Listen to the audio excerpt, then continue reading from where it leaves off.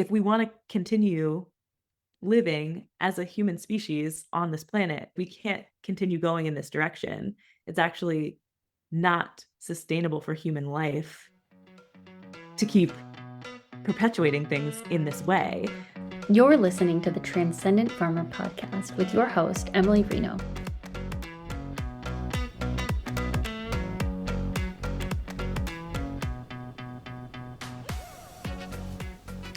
Welcome back, everyone, to another episode of the Transcendent Farmer podcast. I am currently recording from Lawrence, Kansas, from the lovely Lawrence Public Library. I'm currently on my way to Minnesota, but this interview was actually recorded while I was living in San Miguel de Allende.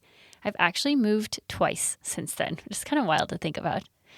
June was such a full time of travel hosting my sister from Australia. And now I'm traveling in the States for about a month of work. It's been surreal, to say the least. Speaking English again feels a bit weird. And it's weird to be so easily understood. So definitely keep an eye on the blog, because I do plan on carving out time to write and share a bit more about the reverse culture shock that I've been experiencing. A couple of notes to introduce today's interview with Elyse. She's literally one of my favorite humans. I think the importance of owning who you are and investing in the process of understanding who you are, right? This idea of know thyself. I'm not going to explain all of the reasons why. You'll just have to listen to Elyse yourself to understand why this is so important.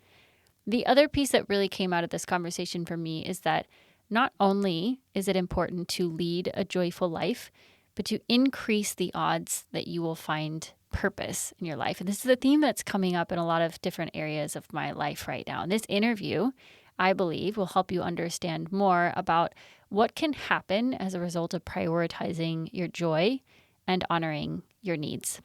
This episode is for people who have struggled to be seen or feel that they don't fit in some way. And I want you to notice how Elyse transforms her personality characteristic that maybe under some circumstances may be seen as negative into a strength that she leverages in her life.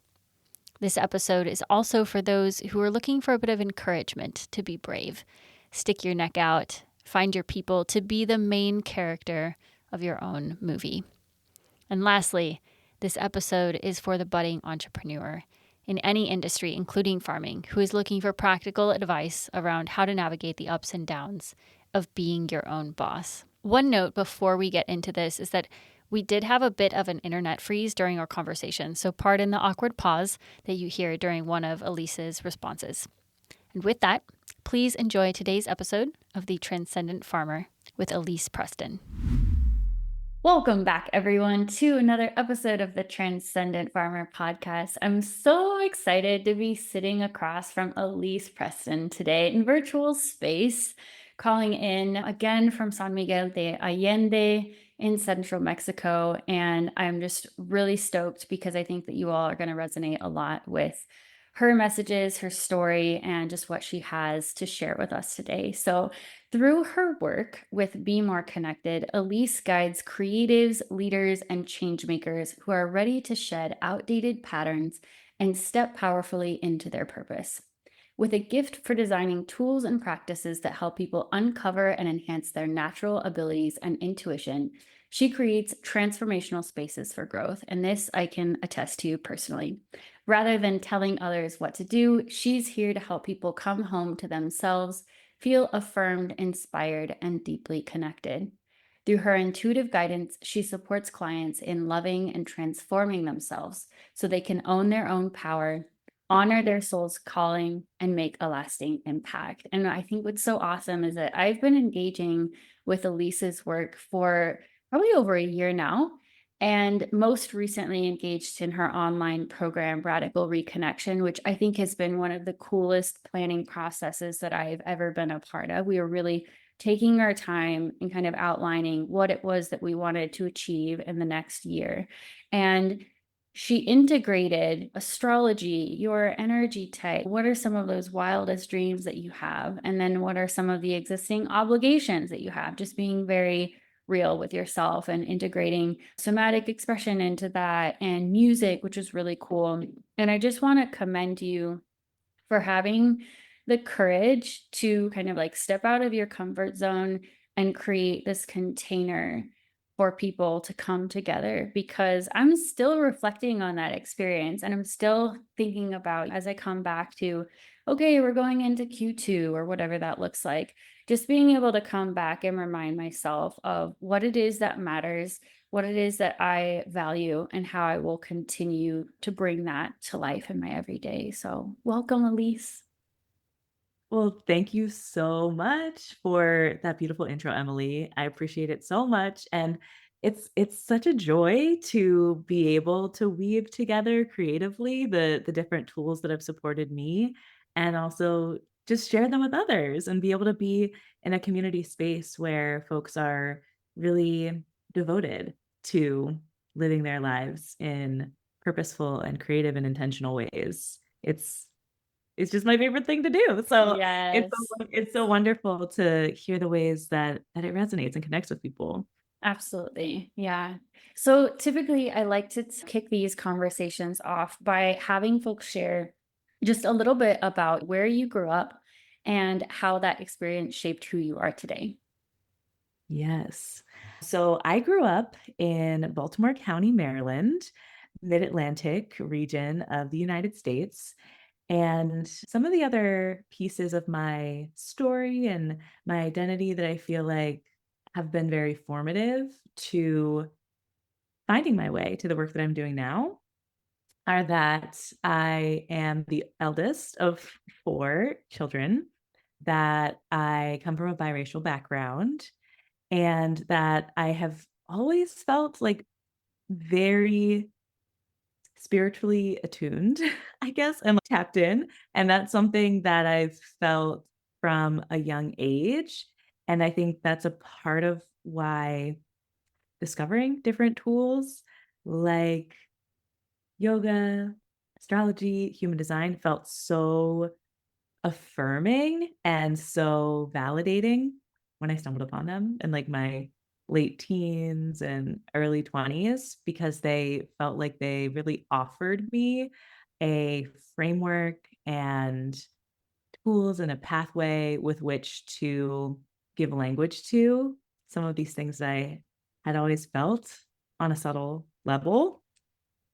But yes, I would say that for me, a lot of my healing journey has involved really grappling with questions around belonging, around connection, and around sensitivity, and having more of a sense of sensitivity as a strength versus something to feel weird or different or difficult as a result of being a more sensitive person.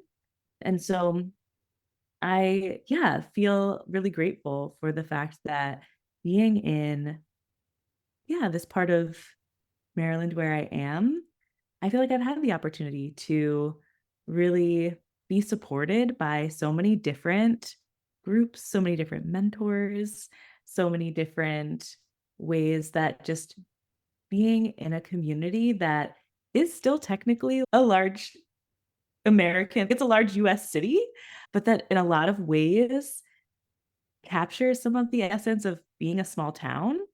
I really feel a sense of village and connection and support from the place where I grew up and now still continue to choose to live here and really build my business and build my community in this place. And I also, yeah, I think it's really profound now being an adult and reflecting on some of the things that felt like the biggest challenges for me. I think growing up, I can now have a lot of a different perspective to be able to see that those were really the opportunity to transform some of these wounded places around disconnection, feeling a lack of belonging. Yeah, just feeling misunderstood or feeling too weird or too much because of my sensitivity. being able to heal and integrate those things has actually opened up a lot of opportunity for me to be able to create opportunities for healing and create spaces for connection and belonging with and for others. So it's a little bit of a long-winded answer, but that's really what comes forward for me when presented with that question. Well, and it's so lovely. Thank you for sharing because I think there's so many people out there that are listening who are in the farming space that feel exactly that same way of just they don't fit into this traditional box, whether it's the types of products that they're wanting to bring to the market or the physical community that they live in. And I have a follow-up question related to just what you've shared. Do you feel like you had to be the one to take responsibility for creating that sense of belonging? Or do you feel like you put yourself in a position in a community where it already existed? Because I feel like there's a lot of people that are trying to figure out, are things just going to fall into place for me? Or is that something that I have to create for myself? Right. Oh, that's a great question. I do feel like it has been a process of really forging and creating community for myself in ways that feel aligned. But something that's also really cool to experience is that as I have been really allowing myself to shed some of those layers around people pleasing and perfectionism and trying to make sense to everyone else, trying to orient to what I think other people want or need me to show up as. It does also make it a lot easier for other people who I really resonate with and really vibe with to just be able to naturally find me. So I feel like initially it was for me a process of being very vocal and visible and intentional, letting people know that I exist, creating different invitations, creating different events, really being the initiator who was like going out and kind of like forging these different kinds of opportunities for community and different opportunities for people to connect. And that really did feel like an important part of the process for me. But now that I've been active, I think pretty actively engaging in that way for about 5 years, now I don't even have to try, and anywhere I go, I make a new friend. It just feels like so much of a symbiotic kind of dynamic where I feel so much more comfortable in who I am and what I stand for and what I'm about that people will just kind of come to me now, which is, I don't know, something that feels really, really sweet and really special. I definitely feel the same way. I think that there's something to be said about that level of confidence in self that it's just the energetics of it, right? You naturally attract other people who are like, I want what you have. Or they're just like, I want to get closer to this person because they're doing cool things and they're living their Yes. best life, right? Or whatever that looks like. And I think that a lot of times, even though maybe farmers can feel really isolated, especially geographically, in being able Right. to have access to that community. If you're in a more rural area and maybe you don't have easy access to a city where there tends to be a lot more diversity and it's a lot more acceptable that you're weird or different or you don't fit in the box, I still think there's a lot to be said about the ways that we can tap into those communities in a digital way. And that's something that I feel like what you have created in some of your offerings is so special because I definitely felt like when I was reading through everyone's bios, we did this thing where, people who attended requested that we get the contact information of the others who were on the call because we could tell very, very easily. We're like, oh, yeah, I'm resonating a lot with what this person is saying. I would love to talk with this person more. And when I started reading through, there was a particular column where you had us share a little bit about our background or maybe a service that we could offer or something that we were looking for. It became so clear to me that a lot of these people were in the space of healing. And I was like, oh, yeah, these are my people. And so I think that all that is just encourage people to not feel like your physical place can prevent you from making those connections that matter and creating that sense of belonging, right? And I think as someone who's been really, really nomadic for the last 14 months or so, that has been such a core element of what has sustained me and what I've done is always coming back to these communities that I'm a part of in digital space who are halfway Yes. around the world from me because, yeah, they help me remind me of who I am ultimately. Oof, that's so beautiful. And I always love to just emphasize the truth that in the same way that you each individual person who might be listening to this podcast, like in the same way that you are seeking your people and you're seeking that level of resonance and connection, there's so many other people that are also seeking you, that we are, as this like massive human collective of over 7 billion people, right? We actually are designed to have clusters of people that we really resonate with, and we are designed to be in community, to be communal, to support each other, to share our gifts with each other, to learn from one another. That's just like such an inherent part of our humanity. And sometimes it does require us to make some of those like courageous or uncomfortable moves to put ourselves out there. But I would say that it's like always so worth it.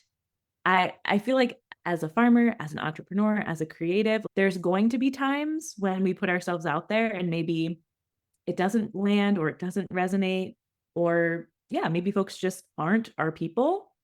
But I've found that usually that's something that maybe has like a tiny little sting in the moment, or it's something that yeah, can bring up maybe uncomfortable feelings for us, but typically like that feeling just pales in comparison so much to like the massive amount of support and connection and skill sharing and just like resonant experience and joy that's possible when we do find the folks that are our people.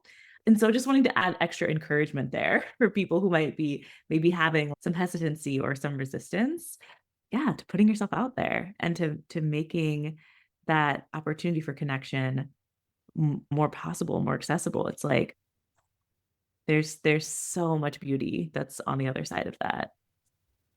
Absolutely. And I think that it's all in the way that we decide to perceive what happens or transpires. I think that one of my biggest lessons has been really trying to reformulate in my head when something happens, it's not like this right or wrong thing, it's just information.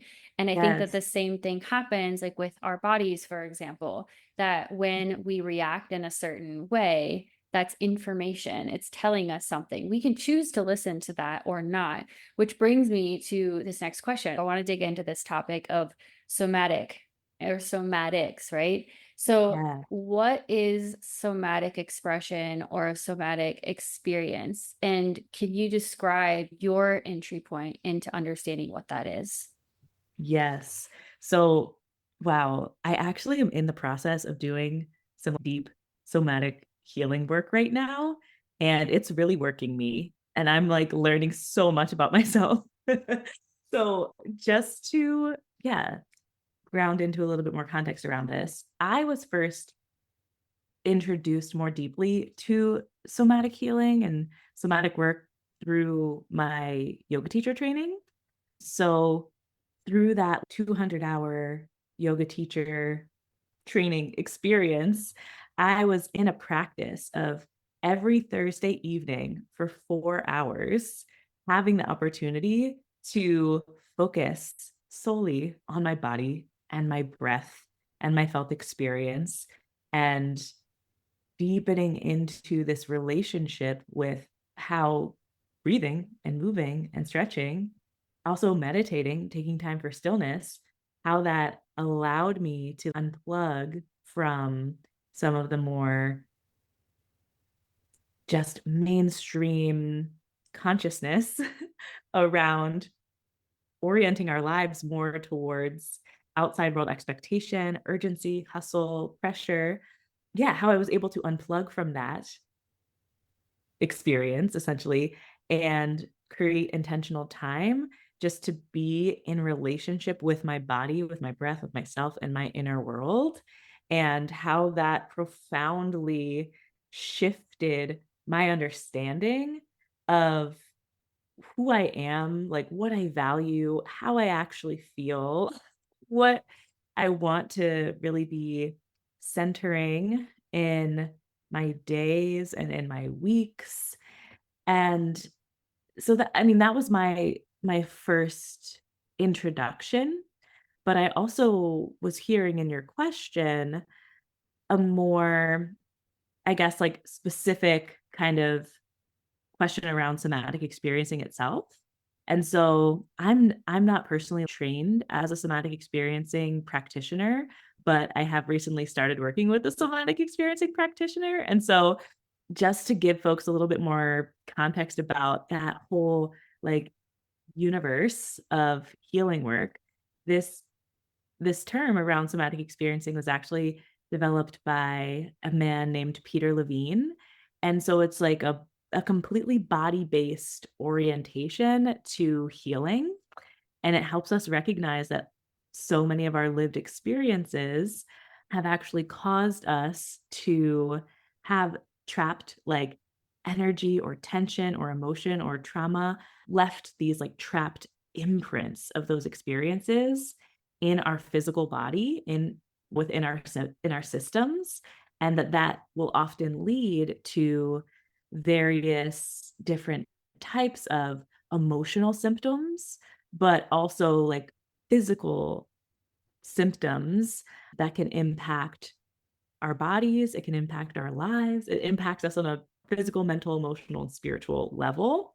And so you can have support through somatic experiencing and through other somatic tools and processes to be able to expand your capacity to actually no longer suppress those sensations, emotions, and keep them trapped in your body, but to actually gently guide that stuck or trapped energy or sensation or emotion up and out of the body so that you're actually facilitating the completion and release of these different responses in the body that oftentimes have been like suppressed or pushed down or trapped in order to support our survival essentially, or support our sense of safety in times where we didn't feel safe enough to actually fully feel something or fully complete a somatic process in our body. And so for me, right now, I've been doing a lot of somatic healing work that's also connected to ancestral healing work because we're holding things in our bodies that aren't actually just from our lived experience in this lifetime. We're also carrying things in our cells from previous generations of people that we are connected to. So I'll pause there and then we can go in deeper, but I don't don't want to take too much space there. Yeah, absolutely. And so just, I mean, there's so many thoughts coming to mind, but the first is sort of helping people understand when we talk about somatic expression or how that can show up for people. A lot of times that could be maybe, for example, in my own experience, I've had a lot of chronic pain in my neck. For example, my neck just gets out of alignment a lot of times, or sometimes I've had moments where I'll be in meditation and I can literally feel when I'm inhaling that my breath is getting stuck in a certain part of my back. And that's what we're Yes. talking about here is that Mhm. there are things that are happening physically in your body. Maybe it's that when you're positioned in a certain way, maybe you walk into a room and suddenly you feel this really gross feeling in your gut, right? That's what we're talking about are these physical sensations, whether it's temporary or a longer term thing.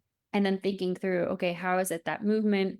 How is it that these psychological experiences, our emotional, mental state is manifesting itself in physical ways? And I think that anyone who's listening is probably familiar with maybe they have a friend who is constantly sick. And my theory, and there's a lot of other people that are out there that believe the same thing, is that that isn't from environmental factors. that it's being caused by these other psychological things that are happening. And I was just having this conversation with my aunt over the weekend, and we were talking about how there was another family member that had passed away, and they were really young. I think that they were in their maybe late 50s. And there was really no reason that they should have passed away so early, except for the fact that because of things that they had happened in their relationship with an abusive partner, and just sort of really assuming this kind of victimhood mindset of this is all happening to me and I can't get out of it. I mean, there's some people that just get stuck in this mindset of everything is bad and it's all happening to me and nothing good ever happens. And I think that's really the trick here. And that I try to emphasize with folks that I talk to is that when you can get to a point where you assume responsibility for your own experience, and when you can start to basically get out of those same thought patterns and habits, whether that's through physical movement, traveling to a different place, which is something I talk about a lot, how when you're in a different space physically, you can't have the same thoughts because your mind is constantly thinking about, well, I'm navigating in this different location, I'm seeing different sights, sounds, maybe I'm hearing a different language. You necessarily are out of the same sort of patterns that you might have been previously. And I think that's just such a huge part of this. Yes. I absolutely agree that it's both it's psychosomatic, right? It's like both what's happening in our mind and what's happening in our body and how they're deeply connected and related to each other. And it is really tricky within our current cultural context to be able to give ourselves both the care and just kind internal self-talk and support to be able to lovingly support ourselves in our healing process, while at the same time, like, really being in integrity and holding ourselves accountable for the places where we do need to be radically honest with ourselves and not fall into some of the traps of placing the blame always outside of ourselves or orienting towards everyone else being the problem and not being able to turn that attention towards ourselves, and also where it's really our place to be creating shift and change if we want to see our lives change.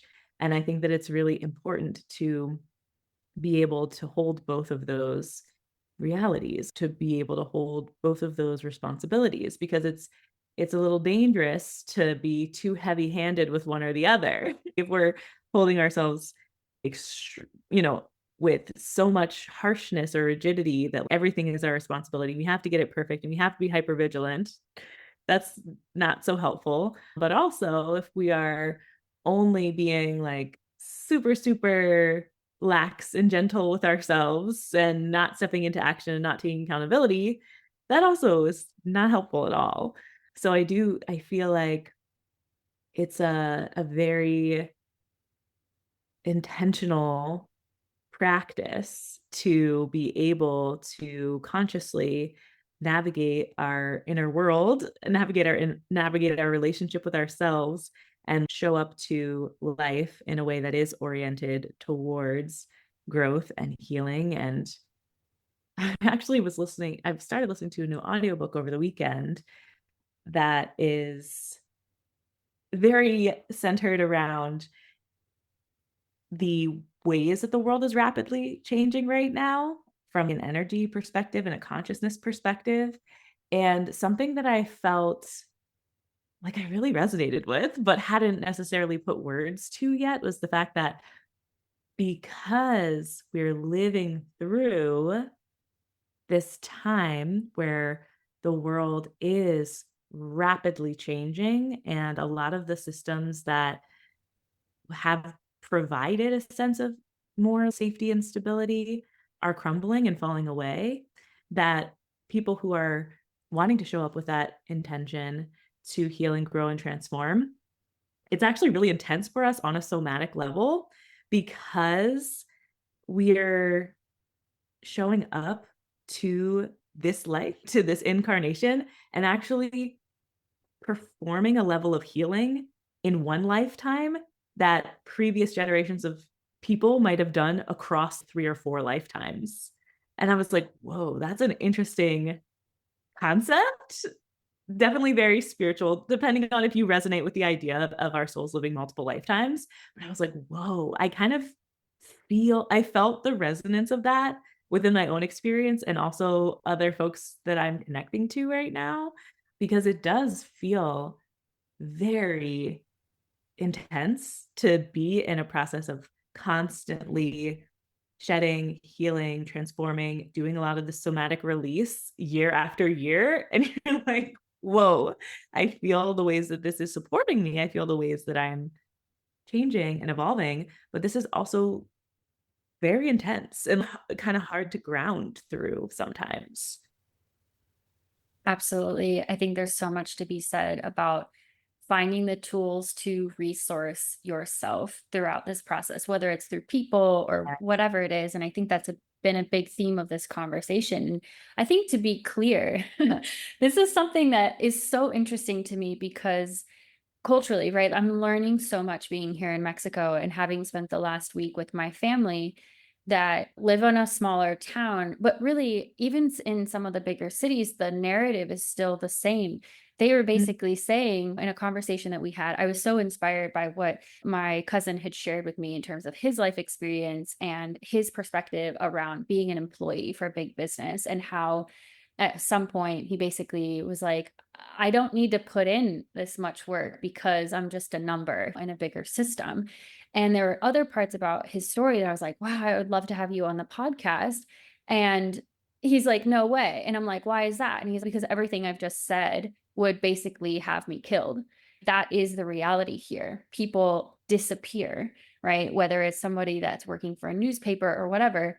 And in a lot of ways, what we're talking about in the eyes of some people is quite radical and considered activism, because what I'm asking you to do is to step away from the dependency of the pharmaceutical companies, and that you don't need to be relying on all of these medicines or whatever to take care of your body, and that in fact you have the intelligence that you need already within you, and it's just a matter of tapping into that and remembering that it's there.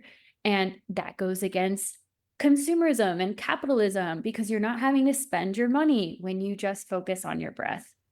Yes. And I do think that it is so radical to be using our voices and be using our energy to draw more conscious understanding towards the systems, the corporations, the companies that are intentionally causing harm to people and the planet just to simply line their own pockets. They're able to continue doing what they're doing and operating in the ways that they're operating because there isn't widespread understanding or awareness of how this is functioning.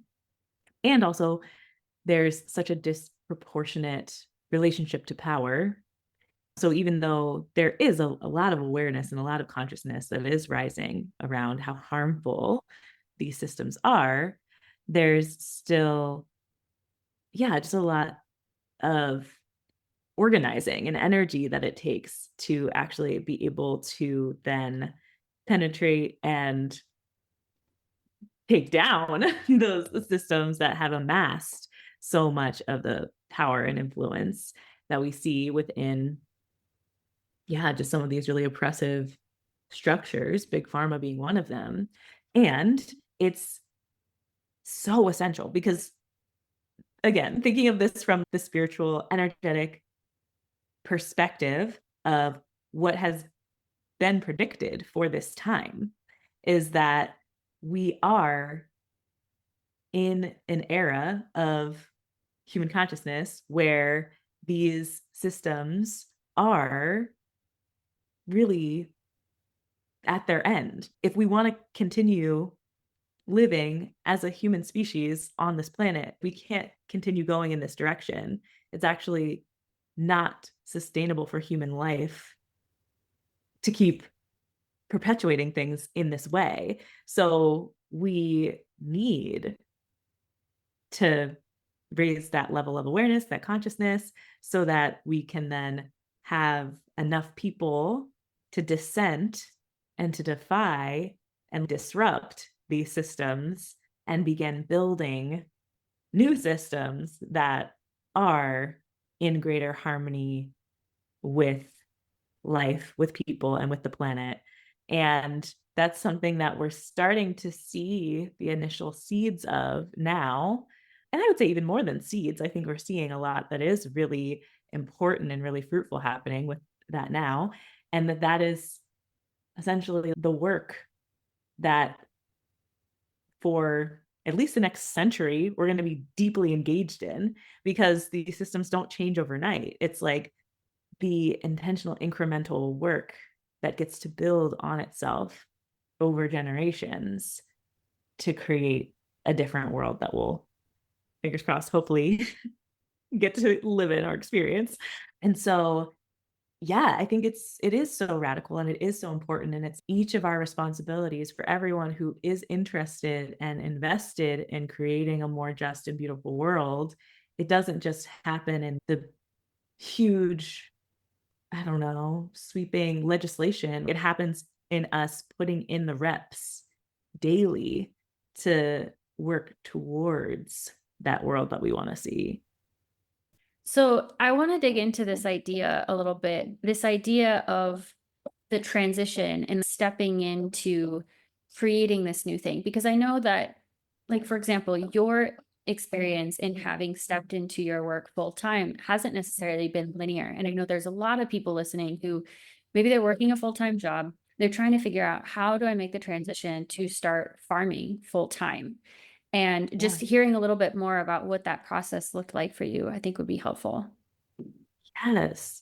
So my process has definitely been one that has involved me just flowing with the quarterly and yearly cycles of what early entrepreneurship often tends to look like.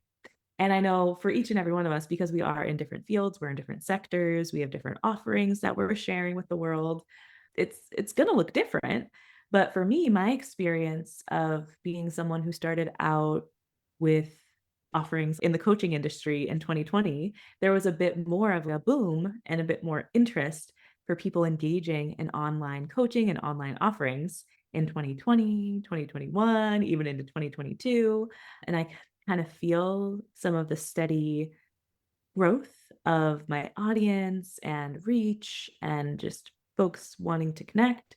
But even as things were growing, I also was still learning a lot about sales and about marketing. And there were pockets of time where I was able to forecast and be like, cool, I've got this amount of clients. I'm good for 6 months. And then there were times when I was like, we got nothing coming in.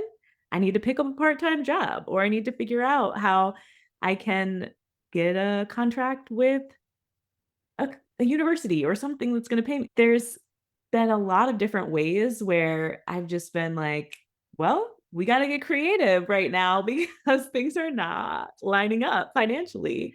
And I think I experienced that I feel like the most dramatically 2023 and 2024. Things just felt especially challenging. I think also just as the economy changed and people had less discretionary income to be able to spend on things like workshops or coaching or human design readings, it just really dried up in a big way. And so that also created some opportunities for me to really start to implement and introduce some new systems for me to just get my entrepreneurial money things in a better order, but also B, to be able to grow my tools around relational marketing and building a referral network. And yeah, even just leveraging connections, relationships, communities, partnering more around marketing and outreach. So, yeah, I think it's really important for all of us who are working in non-traditional ways to, yeah, just really value the fact that relationship building is the most important activity that we can ever do in our businesses and our lives. And sometimes when things aren't going well business wise, I know the tendency for me had been to just want to self isolate or feel kind of bad or ashamed or feel like I'm not doing a good job or not doing what I'm supposed to be doing. But that was actually so counter to what actually is necessary and helpful to be able to just re engage with more momentum and more opportunities. Yeah. And I think it's also challenging growing and building your own thing during this era of social media and sometimes podcasts even. I feel like a lot of business podcasts can be kind of gimmicky and being spreading just information that doesn't feel super supportive or super realistic sometimes. And so I just think it's really valuable to be able to be connected with other like-minded business owners and community members too, that you can be vulnerable with and that you can share your process with and not feel like you have to measure up to some mythical norm around business or around growth because it is really about putting again, I just that phrase of putting in the reps just keeps coming to mind for me as we're having our conversation today because it takes time. It takes time to solidify the foundation of your business and your offerings and your marketing and your strategies and your community building, and there's a lot that it takes time for you to plant the seeds and tend to those things and water them and support them with growing, and I feel like now, after having that intense feeling of, things are not working for over a year really, like, between 2023 and 2024, it forced me to get really intentional and clear and creative and to reach out to others, to ask for support. And it actually allowed me to come out on the other side with, yeah, just a bit more of a realistic perspective about what it takes to be a solo entrepreneur, but also to have so much more humility and not feel like I'm owed things as a business owner and a creative person. I think there were some ways that this experience was, like, also extremely humbling for me, and that I also now even feel so much more grateful for the people who do sign up for my offerings and people that show up to things, because there was a period where no one was showing up for anything. I was like, well, damn. So now when people do show up, I'm like, wow, I have a deeper, more profound sense of gratitude and connection, which feels really meaningful. And so, yeah, if you're in that spot where things aren't feeling like they're lining up or feeling like they're working out, being able to ask yourself maybe a few questions to anchor in to what are the lessons that I could possibly learn from this? Like, how is this helping me to grow? How is this helping me to get more creative? Who do I want to be on the other side of this? Could just be some interesting things to explore. The Transcendent Farmer podcast is a completely independent podcast supported by you, our listeners, and at this point, to be frank, Mezclada's grant writing and food systems planning services. Visual and marketing support provided by Melissa Vieira. If you loved listening to this as much as we enjoyed bringing it to you, go ahead and buy our team a coffee. You can do so by visiting the link in the show notes for this episode, and we'll give you a shout out on our social media channels as a way of saying thank you. As always, share this with someone you believe would benefit from listening to the conversation. You're truly at the heart of how this community continues to grow. Thank you. Absolutely. And even this idea about being strategic in the ways that you can around, if I do have to pick up some kind of a part-time gig, for example, can I be Yeah. building a skill through that position that I know is going to support me in other areas of my business that maybe are a little bit weak, or just, again, like leverage the opportunity as an employee to learn on someone else's dime.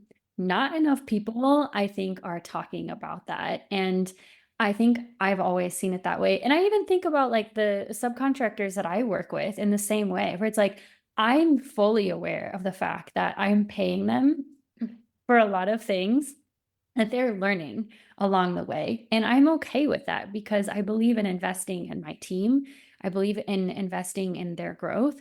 I want them to become so good at what they do that they are highly coveted by other companies that can pay 5 times as much as I can afford, because it means that I'm building something where it's like it's a really attractive place to work, right? That's always been something that's super important to me. And I think that to what degree you can, like stitching it together along the way, right? What you're saying, just keep putting in the reps, keep showing up for yourself and for the dream that you have, and don't let that go. I feel like the more that you can prioritize doing the things that you love, the easier it's going to be to convince other people to invest in you as well. And it's just going to continue to propel you forward. If you are stuck in a shitty job where you keep showing up and you're just unhappy the entire time, it's going to create this really negative energy cycle where things just keep continuing to spiral in a bad way.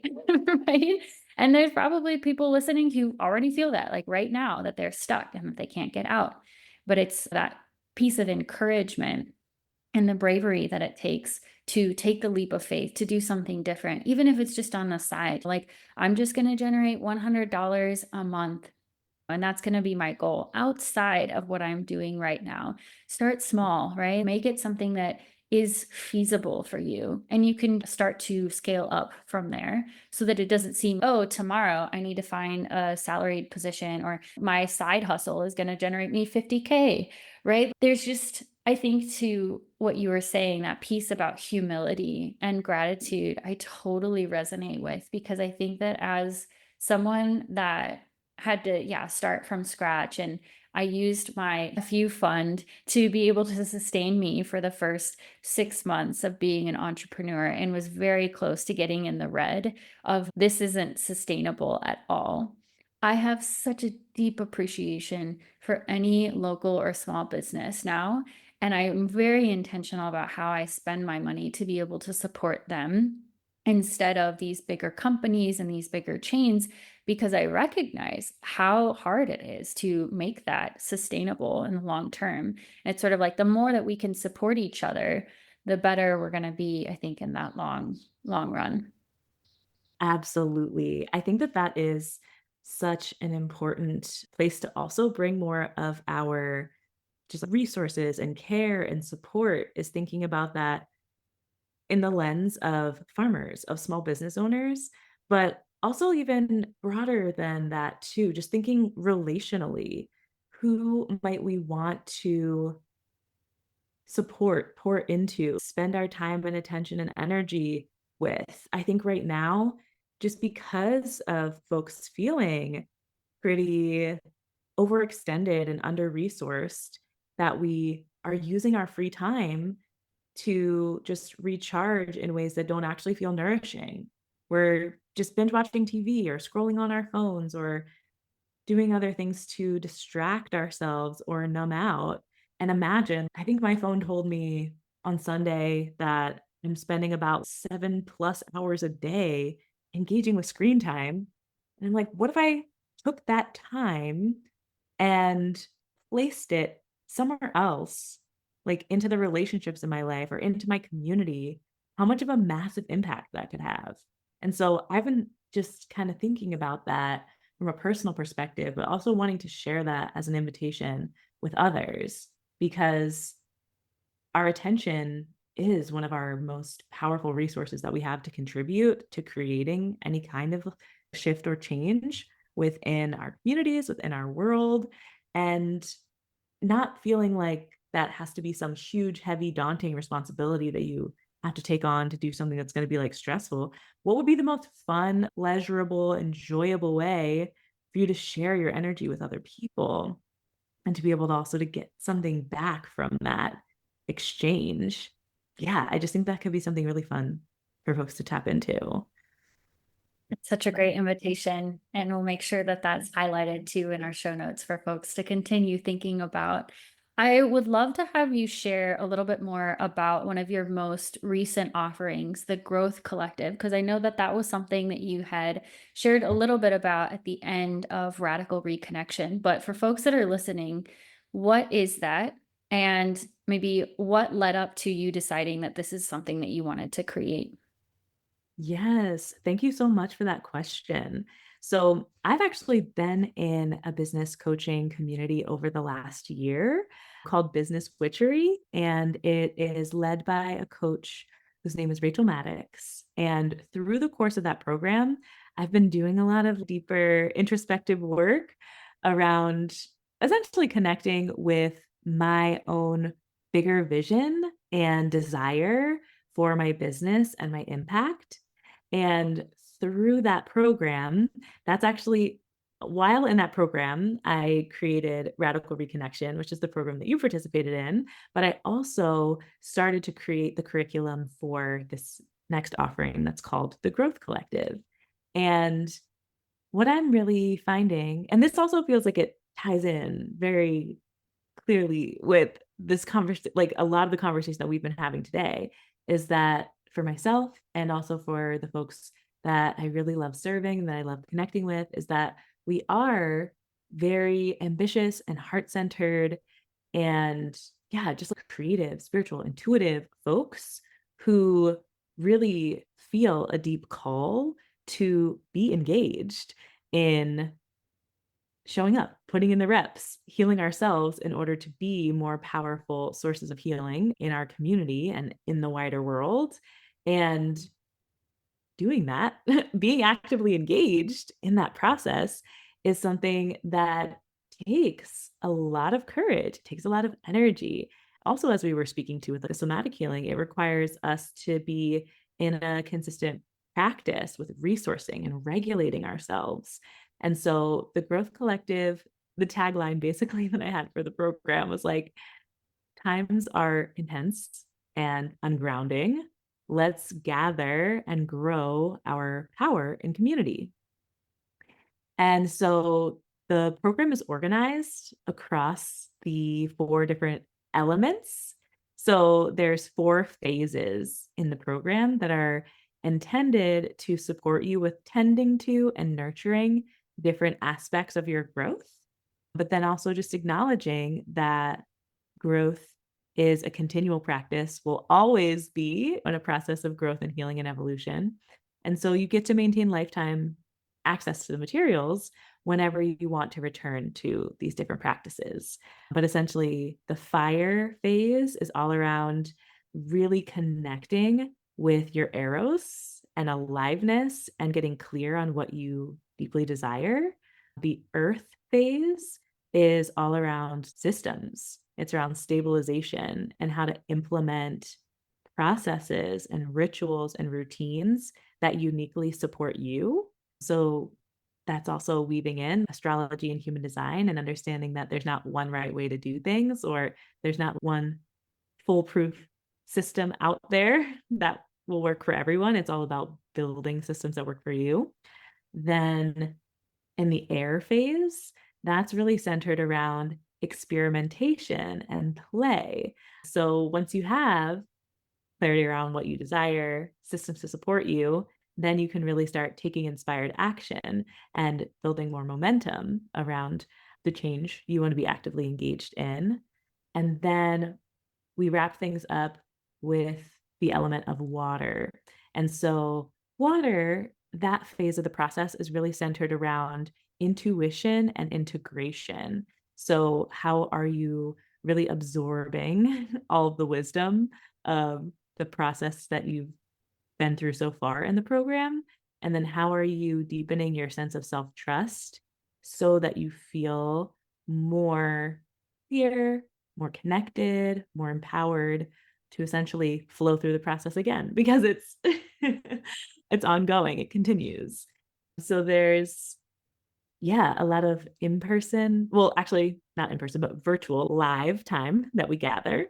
But also, everyone that's in the program gets to receive their Growth Collective guidebook so that you also have individual at-home practices that you're working with along the way with the program. That's so exciting and so creative. I love that idea of the flow of the different elements. And it makes, of course, farming audience, I think a lot about seasonality and the way that a lot of times farmers naturally do a lot of planning around those things too, where it's like winter is kind of hibernation, planning season, devouring seed catalogs to figure out what the next season is going to bring. But I think that's so wonderful. And we'll make sure that if this is something that folks can hop in either after it starts or if it's something that they want to consider joining in a future year, or if they just want to explore some of the other things that you have to offer. I'll make sure that that information is in the show notes so that folks can follow along, see what the latest offering is, that kind of thing. I do recognize that we're like a few minutes over time, but I was wondering if you had just maybe a couple more minutes and then I can wrap up with my last questions. Is that okay? Oh yeah, yep, I'm Okay, good for time. cool, cool. So you are on the Transcendent Farmer podcast, and I always love to end conversations with this question of what does it mean to you to be a transcendent farmer? Yes. Well, I really love the word transcendent.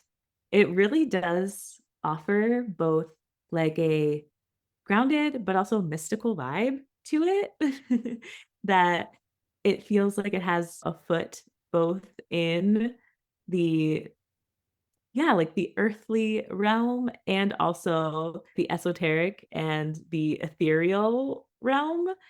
And I love that the word farmer also feels like it encompasses this ability to just tend, to grow, to nurture, to care for. And that can be physical crops, but it can also, I feel like, relate to anything that we want to grow in our lives.